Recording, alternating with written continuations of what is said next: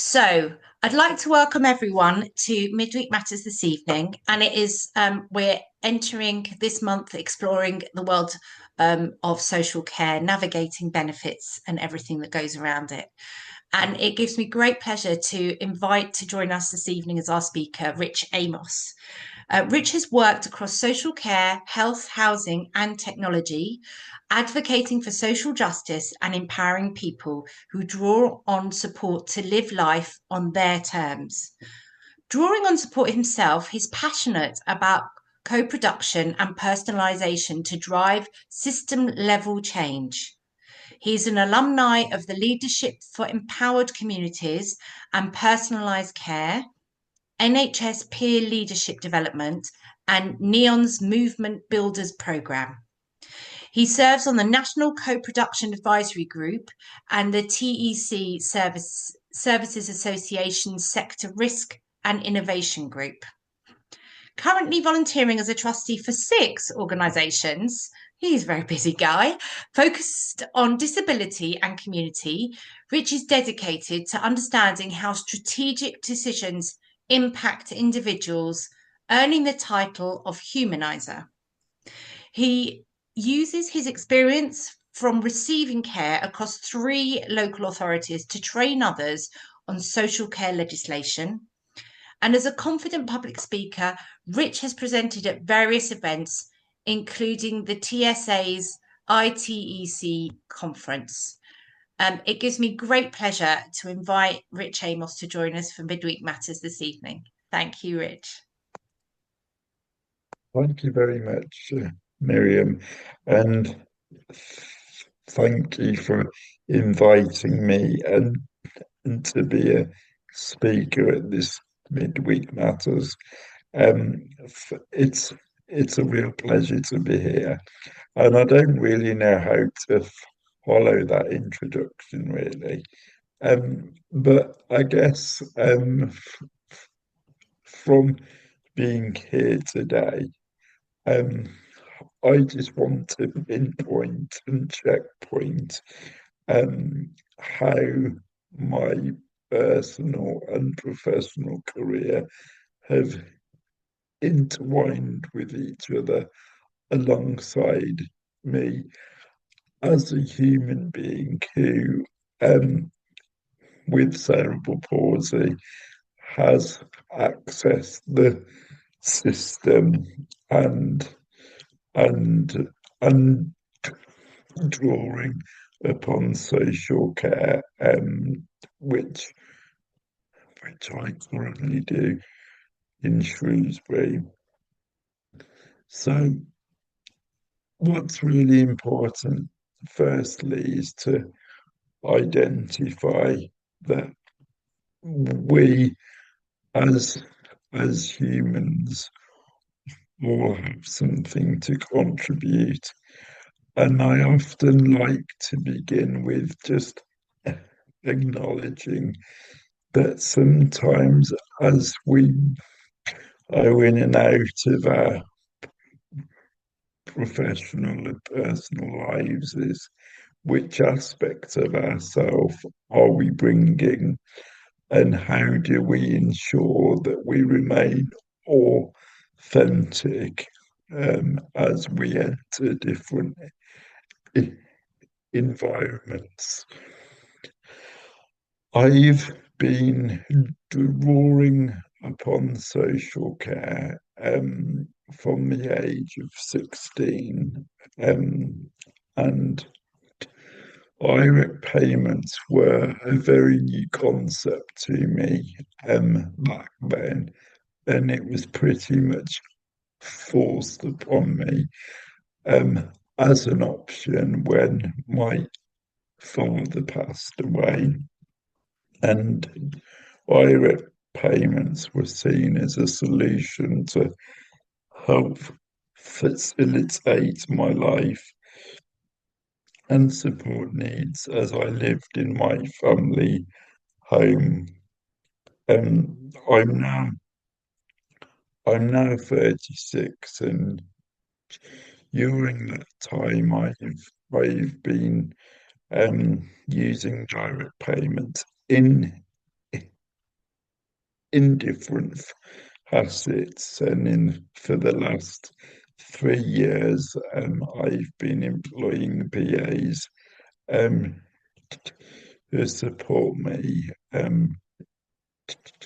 24 hours a day. I'm very fortunate to have seen and an opportunity to really utilize my lived experience um, through a process of co-production. And co-production, for anyone who may not know, is the behavior and way of working which invites people who use services to work and share power with organizations in essentially being able to reach shared visions and shared goals. It's a way for people accessing services to be able to really be in the driving seat and at the forefront of how services are designed, but also to have a seat at the table in terms of looking at some of the decision making processes that happen. I've been very fortunate to occupy lots of different positions and roles, um, which range from very locally with my local authority in Shropshire, all the way through to sitting on national advisory boards with the NHS, and with national partnerships such as Think Local, Act Personal. The things that really interest me in being able to be take up opportunities are all based around my values. And I was just saying before to Miriam in that the alignment of my values to organisations' pieces of work are really key to know that I, by myself, aren't able to change much on my own. But if I'm able to be part of a bigger picture and to help support creating change by being part of something, then that's something we want to do. We all know that system change is really difficult, and so we need to be amongst like minded people who really show the energy and passion to create change, to um, alter the conditions for everybody. And this can be system level within social care, NHS, or attempting to work through and change hearts and minds about how we are as individuals to show the possibilities of what we can do.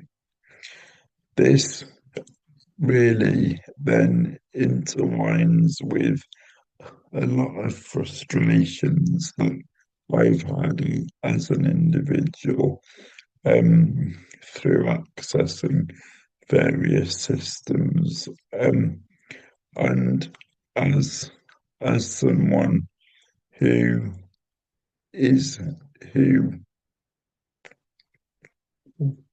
relies on the system so much, I can often get caught up in the frustrations about having that choice and control.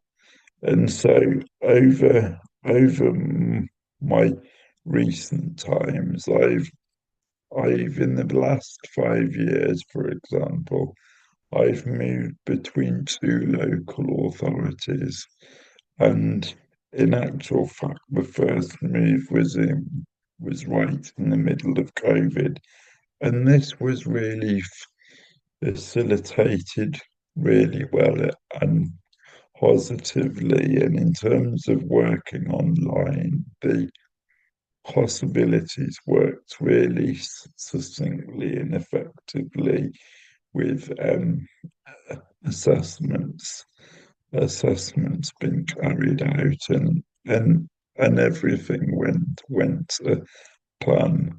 But half of the reason why so much went to plan is because oh, I already had a property identified to move into, which made the process a lot easier.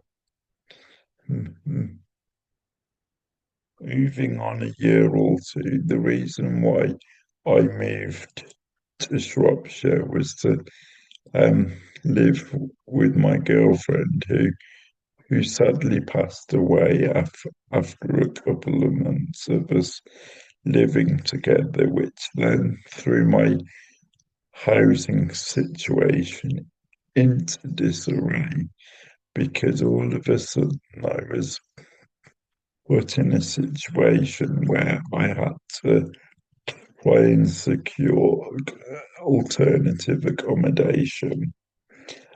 The house that me and my girlfriend were living in was privately rented, and so I had to seek the support of housing options. And really, my journey shows how critical the interplay of housing, health, and social care is really the foundation to how somebody lives their life. Because I had to wait 2 years in my existing property whilst I un, until the day until the day I moved into my new property. And at the time of being notified of a new place to move into, the scheme hadn't even been built yet. So that's why it took so long. But also, if this new scheme hadn't have come online, what were my housing options amongst the current housing stock across Shropshire? I knew that things were very limited and opportunities were very far and few between. I was very fortunate that this new development that came online was a development of 12 in um, houses, which included one bungalow, and automatically I, I was allocated to this property, and now it means that I have my own tenancy, um, and I'm able to live the life I want, which is which is through my personal assistance, which means that now I have a home that I can build a community from, and I have all of the resources around me to build a life. And having those real opportunities to build a life is probably the reason why that I've really accelerated my way in which I I can work and seek opportunities with everything that I'm involved in because I do feel settled at home. And was the biggest things that matter to me having choice and control to do the things that I want to do. It's it's not always easy for me to say no to things, and I relish in the opportunities that I believe that I'm always on a learning and a development journey to really improve myself all the time. And so, if we look at some of the things that I am involved in, they all are very different, but they all have a common goal in mind, which is altering the attitudes of how people are seen, understood, and trying to create that really systemic change to improve things for the better. And this really gives me pleasure to know that I I can play a small part in something that's bigger than me. I think it was discussed last week or so on the midweek matters about how what is the interaction between being able to work if you're self-employed and benefits and my personal situation is through a scheme, a Department of Work and Pension scheme called Permitted Work, and this allows me to retain my benefits whilst exploring opportunities to work. And this really has given me a platform to be able to um, lead the life I want, to seek the opportunities that I like to undertake, and to make it be that I'm delivering a positive contribution to society. Um, I guess as I've painted a very recent picture of where I am, I should really say a little bit about how it all began. And I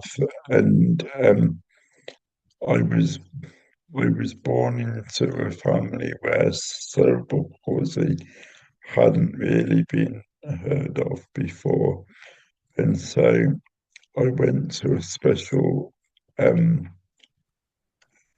education educational school in Birmingham, which was all um, physio based. It was called the Conductive Education in Edgbaston in Birmingham, and I spent my first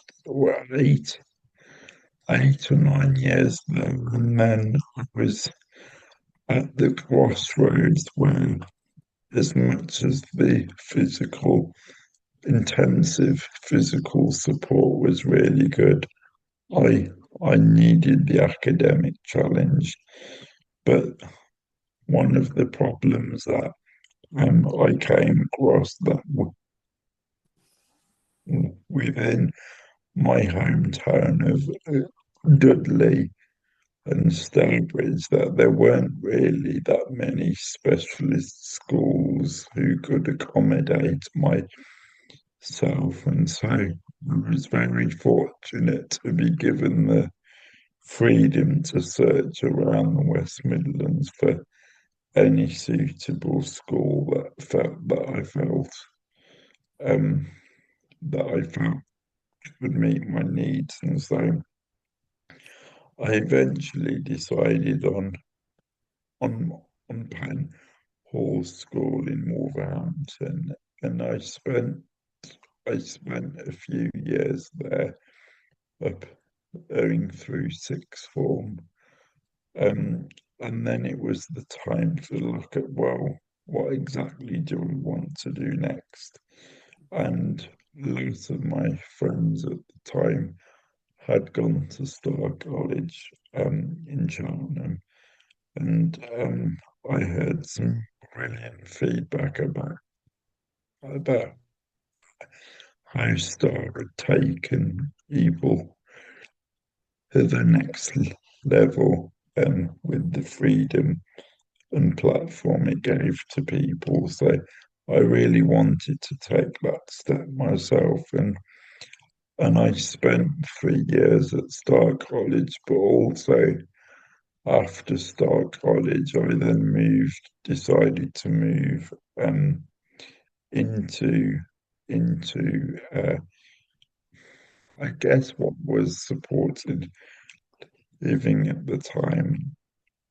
And all in all, I spent about 13 years um, in, in, in Gloucestershire before I moved to Shropshire in in 2020. And the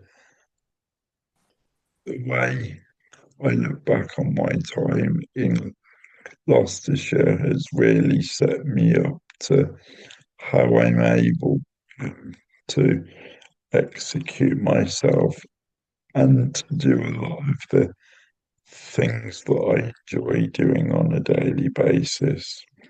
I also recognise that living with cerebral palsy has meant I've had to seek intensive um, types of support at various different times.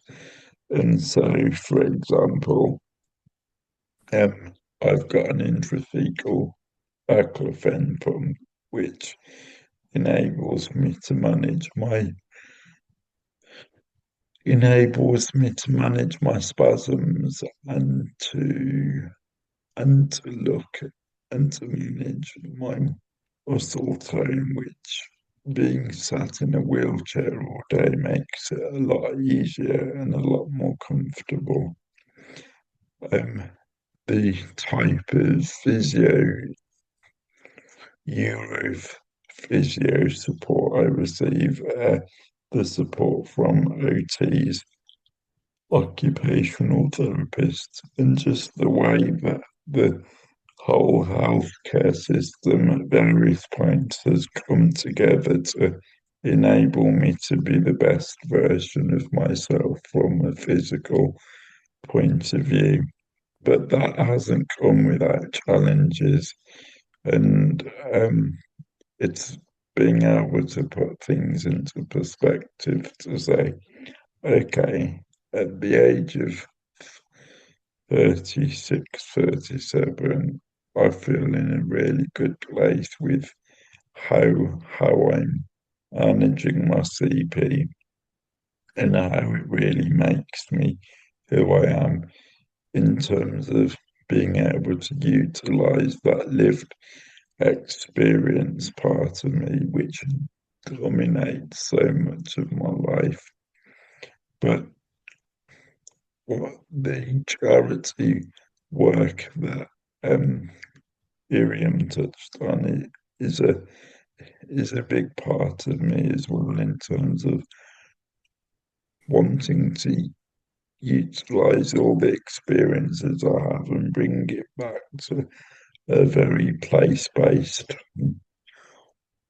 model in terms of working in local communities, working at a very local place-based way to understand how people seek the support they need and how they're able to live their lives, and by being a trustee, I'm able to utilize some of my strategic pleasures in terms of helping plan for the future. Um, by being part of a board and, and being able to shape the vision and strategy along with colleagues, and that really is what keeps me keeps me going every day. It is to know that I'm making a difference and that I feel I'm able to contribute towards society in a way that I want to. Um, I'm going to leave that there now and perhaps invite any questions or comments for anybody to ask or to talk a bit more about. Thank you Thank so you. much, Rich. Thank you for sharing part of your really quite uh, big adventure that you've had so far with navigating so many different aspects.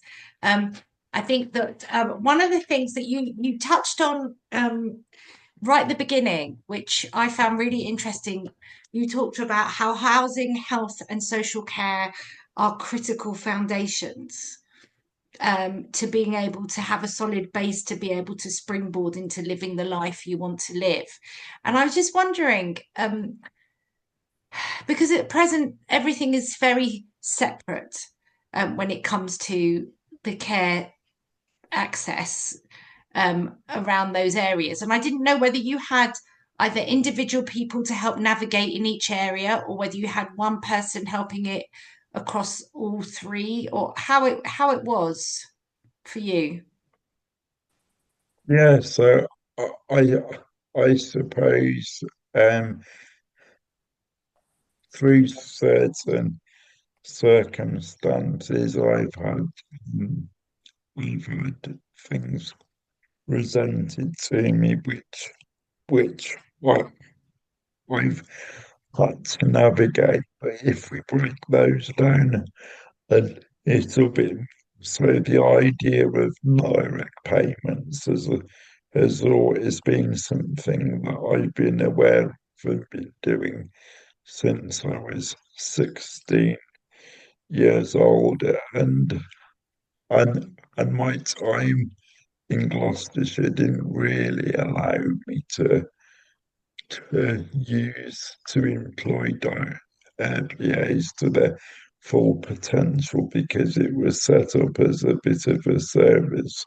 I think the catalyst to change for me was when I moved to Shropshire because I was suddenly given a lot of freedom in terms of okay, I'm I'm now able to employ PAs to be able to facilitate my support for virtually 24 hours a day. And so that took a bit of understanding to know the scale of, of what that potentially would look like.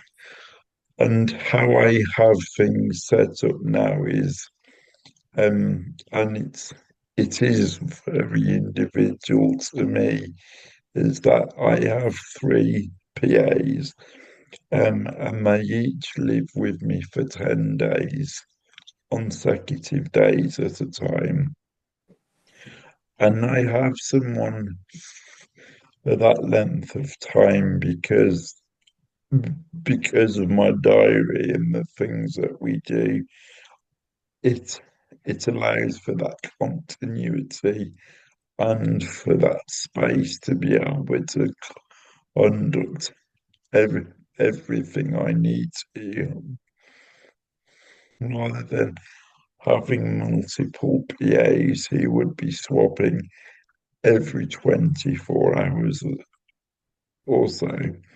And then the housing situation was really something that I, I had to throw myself into. And when I was when I was struck in the situation of having to rely o- on the housing system, I really didn't know which way to turn.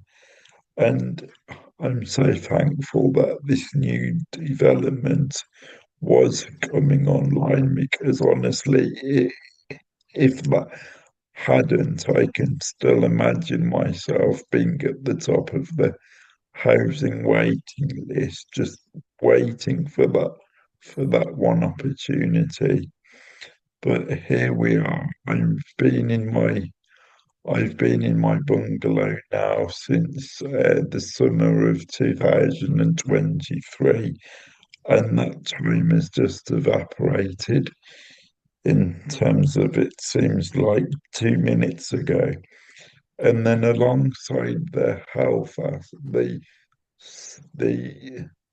the support aspect and the housing aspect is being able to facilitate all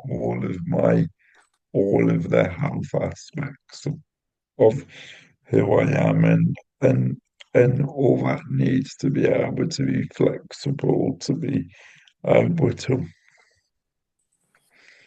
recognize what my needs are as an individual and making sure that when things do crop up, that the system is agile enough to be able to meet my needs and how to explore those at any given time.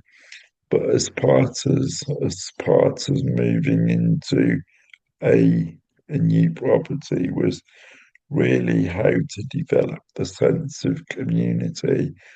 And we often speak about home in terms of bricks and mortar, but for me, home is much more.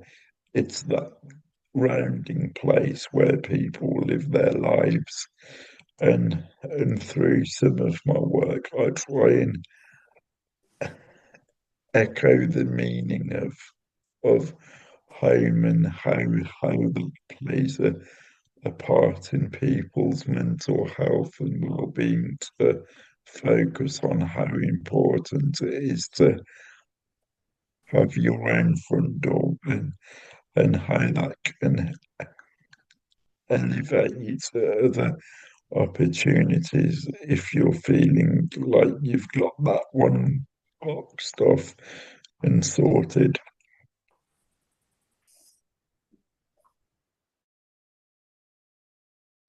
Sorry, I just had to let my dog in. She was scratching at the door. That makes a lot of sense, and I love the way that the emphasis that you really amplify the importance of a home and a front door that is yours. Um, can I just take you back a little bit regarding your care support? Um, because I suppose there's two questions here. One is, and this is partly just to try and understand from a budget point of view, are you given your care budget and you can navigate it yourself, or does somebody else help coordinate that for you? Um, and and then the second question, which is slightly wider and slightly different, somebody in the chat's asked if you know of any support groups of people that can come together to talk about navigating living care. So, for me and my individual situation, I was happy. I'm prepared to take on the full responsibility of having a direct payment and what that meant to be able to recruit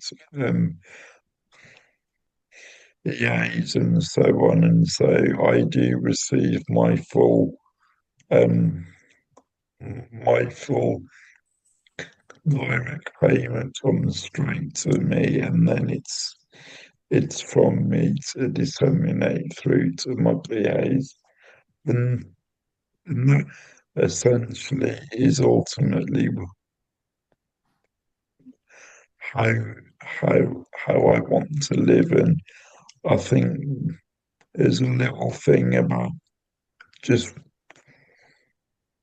recognizing that a direct payment is a vehicle to self-directed support, and being able to spot who recognize the differences and the unique role that each has to play. So I very much really enjoy, and I thrive by being my own employer. And it comes, I guess, the essence of that is having a solid relationship with my peers who who are more like friends really, and really do understand me and are able to help me on on my way. In terms of any support networks, um, I know um, I know that there's a few on Facebook that are potentially aimed at for people who are employers, and then they can have a network around them. Um, if possible, maybe after the meeting, you could possibly just send me some of the names so that I can share of the Facebook groups um, to share with members of the community who are in a similar situation, but maybe are looking for those, to help us signpost them to those Facebook groups for support. Thank you. Um, and somebody else was saying that the P they don't need the PA 24/7, and they find it difficult to find a PA who because they don't need so many hours. Is that something that you've come across within the community as well? Yeah, I mean, I always feel quite fortunate when I'm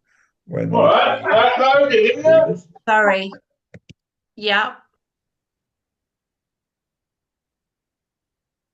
Please carry on. Yeah. okay.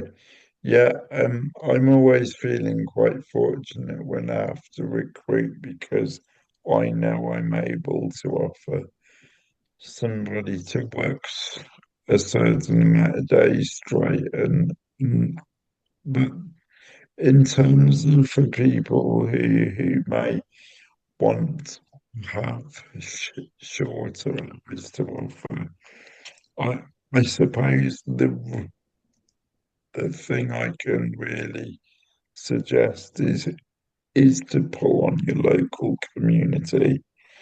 And I guess some of the ways that even I do now is to advertise on Facebook um, through the local Facebook pages of the area in which you live. Sometimes there's a job board or like a community page, and depending on the the hours or whatever, it may suit a range of people. It may be able to fit in as a second job, or may it it may just suit someone. But other local authorities, which our local authority does as well, we have what we call a PA notice board. And so, um, it depending whether your local authority has a strong direct payment service or not, it's really worth exploring, and just seeing who is able to offer what in terms of that exposure in terms of being able to recruit PAs. Yeah. That makes a lot of sense. Sarah, do you want to come in with your question? Yeah, I want to know, first things first. Um, I've tried to get a PA, but they don't want the hours that they're working, or they don't show up. I'm on that. Um, I've done Facebook and that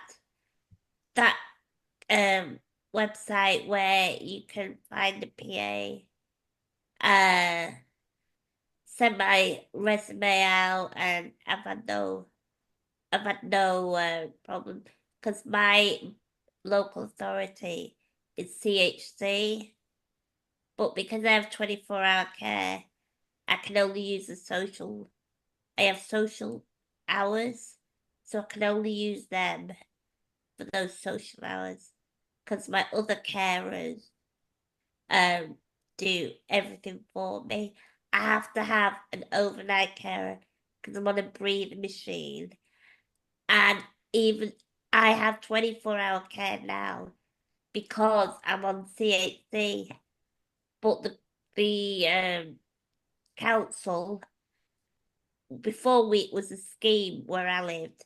We had 8 bungalows and semi-detached, and we all had 24-hour care. But then the government wanted, the council wanted to cut the adult social care bill.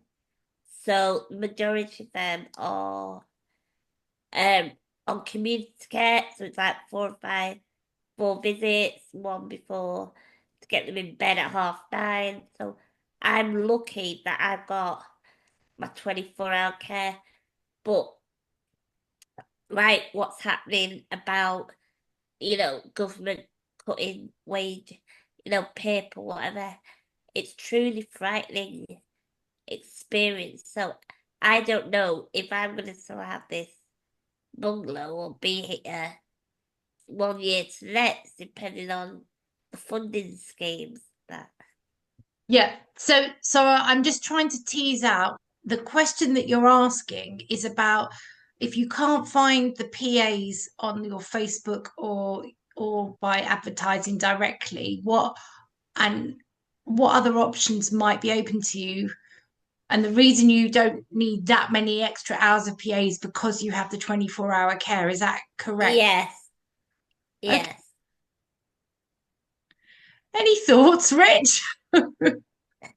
Yeah, so I would always start with going to your local authority's direct payment service, and they should be able to signpost you to either a list, a notice, but they should be able to assist in terms of the recruitment.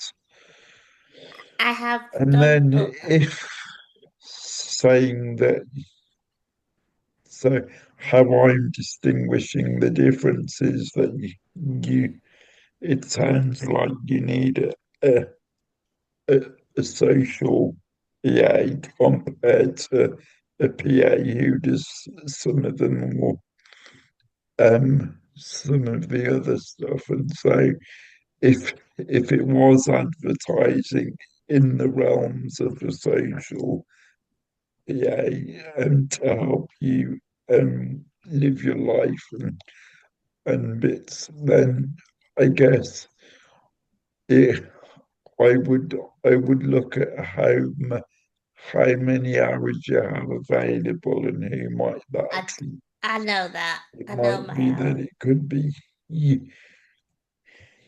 university students or something like that. If there's a local university near you or something like that. I think that Sarah, there are so many unknowns at the moment that I agree with you. It is quite concerning, but I think that by knowing that there are some avenues that we can explore is just helpful as a starting point. Is that shared with you some stuff that you maybe hadn't thought about already? Um, yeah. Well, I've been on the local job centre. My CV's there. I've been this PA site, and I've had a couple of interviews, and I put a CV on Facebook chat. You know, the jobs in Blackpool, Mm-hmm. and I got some weird people that I didn't find that I could have PA with them. So I'm lost. I think that brings me onto another area that somebody else in the chat has sort of asked about regarding, apart from the practical management of PAs, in terms of the dynamics of personalities and the relationships that you have to. So obviously there's a you are the employer and they are the employees, but you've also likened it to friends. So I'm just curious as to, as you've been having, you've had a PA system for quite a long time. What are some of the pitfalls and some of the suggestions that you may have from your experience that you could maybe share? Yeah, definitely. So, it hasn't all been plain sailing, as is the situation now. For quite some time, I had quite a turnaround on the third PA who was doing a third of the month, really. And so, um, half of it is down to, for me, the chemistry that I have with the PA is far more important than how, how many qualifications somebody holds or whatever. I think it's really important, um, as as you're alluding to get that chemistry right. It isn't always easy to get that off straight away, because if you're interviewing, then then it's a case of trying to read that from a set of questions or whatever. And sometimes the concept of being a PA is is really difficult for people to be able to comprehend, in terms of being able to facilitate somebody to live their life. And I guess from that relationship point of thing, obviously, I'm I'm well aware that um, that my home is their working environment, and I think it comes down to the outlook and the attitudes that my PAs have, in terms of just being quite open-minded and quite flexible, up for anything. And it's really based on the way in which you have that common understanding, the interests, the, the likes, dislikes, the things the things that you like together, because it is it it it has to be a solid synergy um for that to really be a success. So, in terms of some of the top tips, if you can even call it that, is just being able to be open and honest with respective PAs, and and maybe set the expectations of what you're after, and then just try and hope that people bring their whole selves. That's really helpful. That I appreciate that. Um, can I take you back a little bit to one of the things that you were saying around employment and permitted work? And wonder if you could elaborate a little, expand a little bit more on that DWP scheme, because um, as I know we discussed earlier, someone raised a question last week around being able to explore becoming self-employed, but was concerned about how it would affect their benefits while they're exploring that. So, is it possible for you to expand a little bit more on that from your own experience? Yeah, so first of all, I need to put my hand up and say I'm no professional advisor, and I can only speak from my point of view. I guess that being self-employed is a way for me to undertake the range of opportunities that I am doing, and being self-employed in its own right has no bearing on benefits or anything like that. The way I understand it is that the crucial key is that if you're going down the permitted work route, is that there's a very clear threshold in what you can earn, and it's being able to manage the in, manage any income to make sure that it fits within that threshold.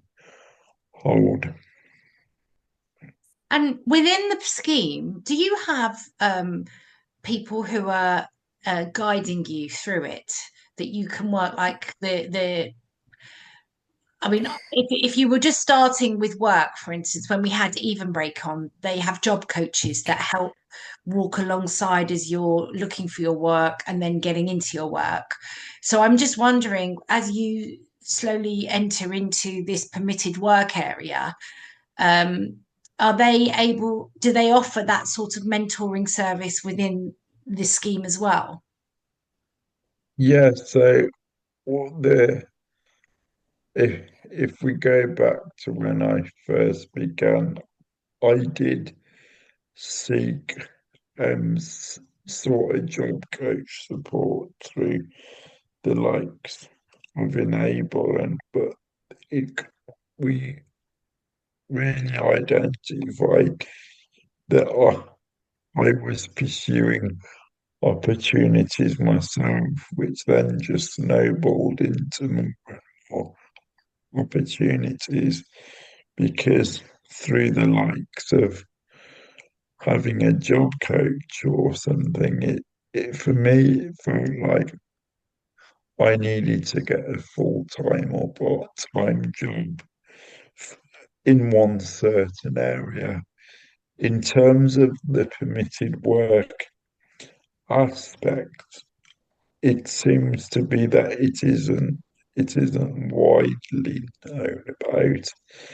And if you were to ask 50 different job coaches, they would probably give you 50 different answers. And then I think that doesn't support the any confusion that then people may have. And admitted work for me is going to be totally different to permitted work to somebody else, because the origins of what somebody's benefit is claiming may mean that permitted work is for them or it isn't. Right. So if someone was wanting to look into that, would you suggest that they contact the DWP to find out more about what might be eligible for them? Or I is would it their probably local say, council they need to contact, do you think? or even each job centre Job is centre. meant to have a disability advisor, and Right. so maybe pop down and just see if you can arrange an appointment. Excellent. Excellent. That's really good advice. So that just gives people the next step as to how to explore that area as a opportunity to look, like you say, it has to be bespoke to the individual person and their social support needs, as well as what they think they might be able to um, earn as a self-employed person. That's really helpful. And if I can explore the stay on the employments thing, there was a phrase that came out last week in the community chat where people were talking about gainful employment. Do you have an idea of what that might be or how one would explain it? Gainful employment. I guess,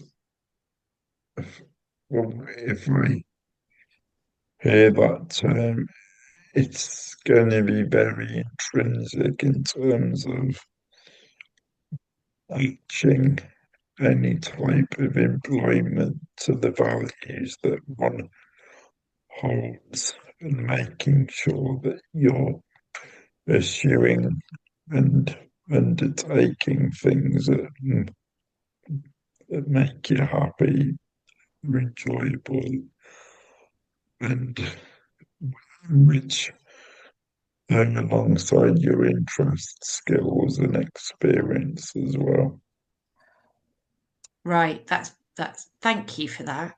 And another thing that came up in discussion was the whole universal credit, the world of universal credit. And I don't know if you have much experience with any of the boards that you sat on, or from your own personal experience of universal credit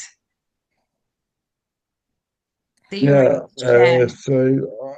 I guess the with universal credit, I guess some of the well, I guess the position statements are from some of the stuff I'm involved in is just trying to lobby to make it a little bit more accessible, um, because it doesn't feel as if it's reached its potential. Mm, no, that's a fair point. And I think that at the moment, everything is in quite a lot of flux, as Sarah had alluded to. There are certain things that won't get changed very quickly. There is a lot of talk, and we all know that the new government does want to address issues around social care, um, but it's there's a lot to unpick to make it a little bit clearer. Um, I'm just wondering, thinking about some of your the experiences you've had. You said that you're an alumni of the Leadership for Empowered Communities and Personalised Care um, cour course and program. Could you share a little bit more about what that entailed? Because it sounds fascinating. Yeah, so really, the program unfortunately doesn't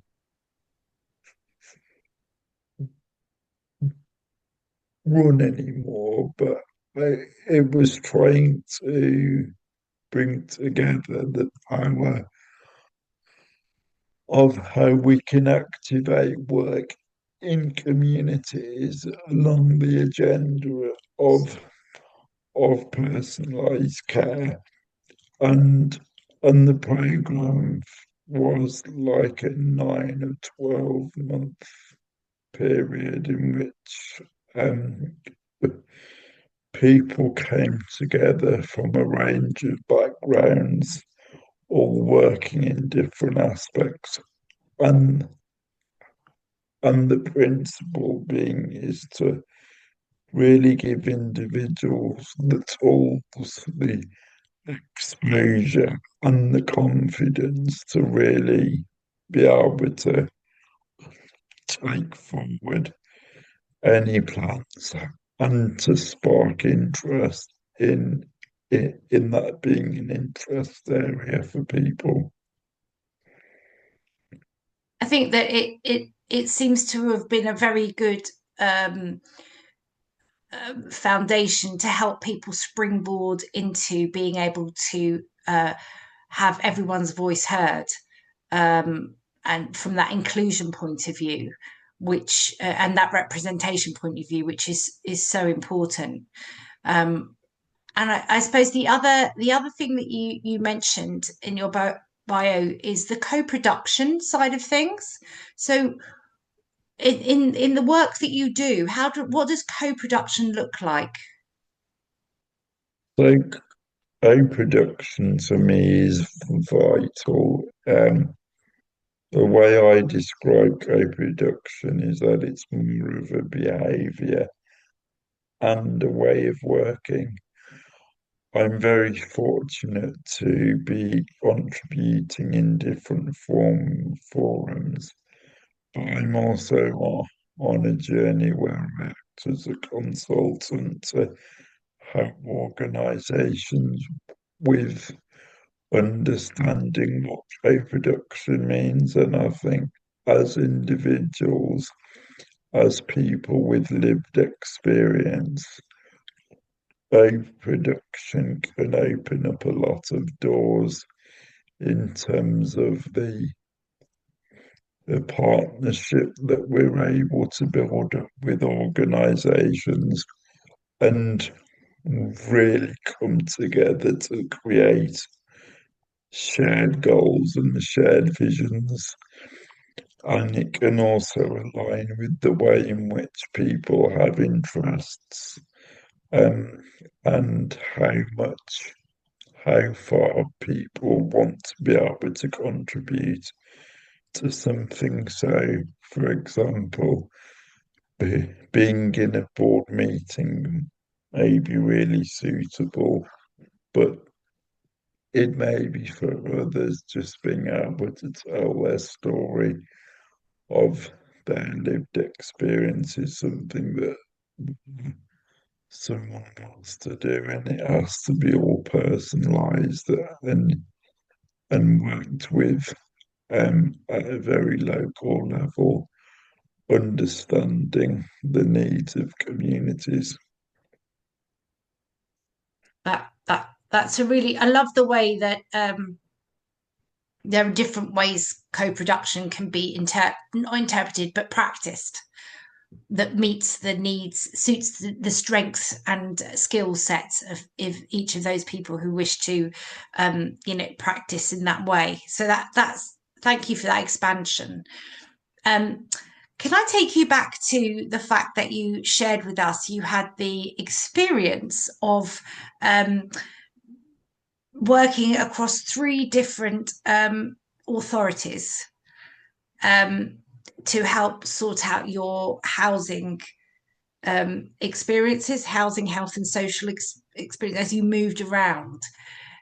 Do you feel that it is? I suppose do you feel that the differences between different authorities is more than the similarities? Yeah, and I guess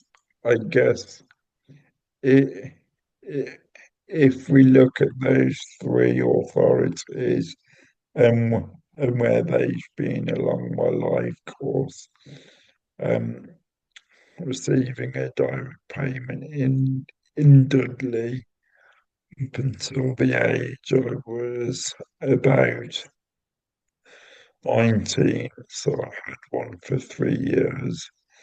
Then from when I was 19 to 30,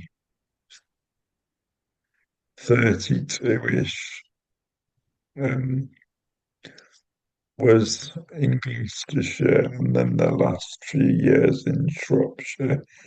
And I think I've just been looking along the chat at some of the comments, and I think the one thing that I'm quite passionate about is how social care assessments are conducted. And I don't know everybody's situation in terms of who they live with or who they don't. But from a parent's point of view, social care assessments should be treated as if an individual doesn't have access to um, voluntary support, and it needs to be carried out that um, the individuals are wanting to live their own life on their own basis without that network around them. And to me, that's really important because if we look at individuals who perhaps live at home, the tendency would be for authorities to think because that support is being delivered through friends and family that's the reason to not recede or to support someone a bit like myself who is independent and doesn't have that network around them. Yeah, I think that is a really interesting point that has come up in quite a lot of discussions we've had over the time in Midweek Matters, and how the family support that people get not only is a little bit more of an ability for the councils to not take the needs of that person so specifically, as in personalized, but also as somebody said in the chat, that there's a concern that some point that family won't be able to care in the same volume of hours, and then things need to be set in place where it could have been done a lot earlier. So it's definitely flagged up that issue. And I was just wondering, I know I've hogged you. I do have a couple more questions, but I just wanted to just check if Please do. anyone else who wants to ask any questions before I go for my other two questions. Either pop your hand up or pop it in the chat. Sorry, Molly. Please go ahead. Hiya. Just wanted to ask, so the last time I had a care assessment to live out, it kept getting refused by my council because they say it's the CHC, the CHC say it's the council. So the higher ups won't pass it off, so I just get stuck at home, if that makes sense. So I was just wondering if you had any experience of that.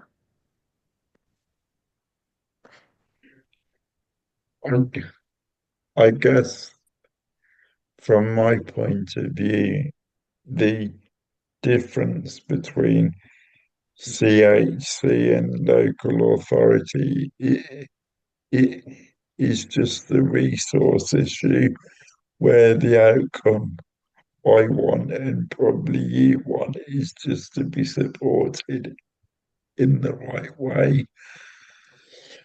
And the behind the scenes nature of them deciding which budget it should come from, it shouldn't really fall into your front door.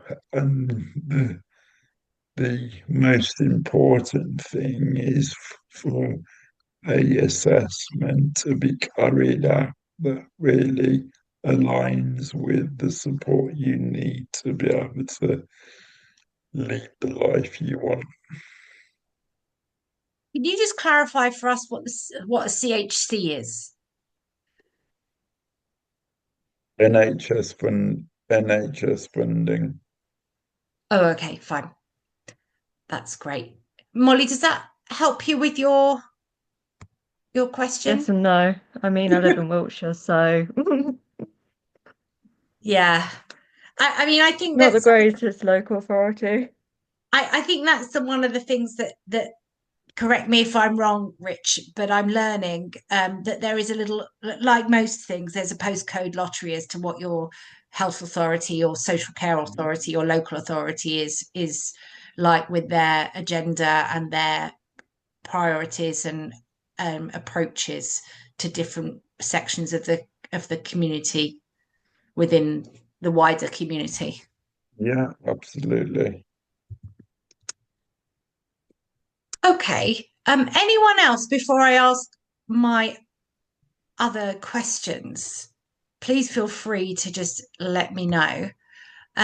So I was just wondering, you were talking about in your bio about the technology aspect, social care, health, housing, and technology enabled lives.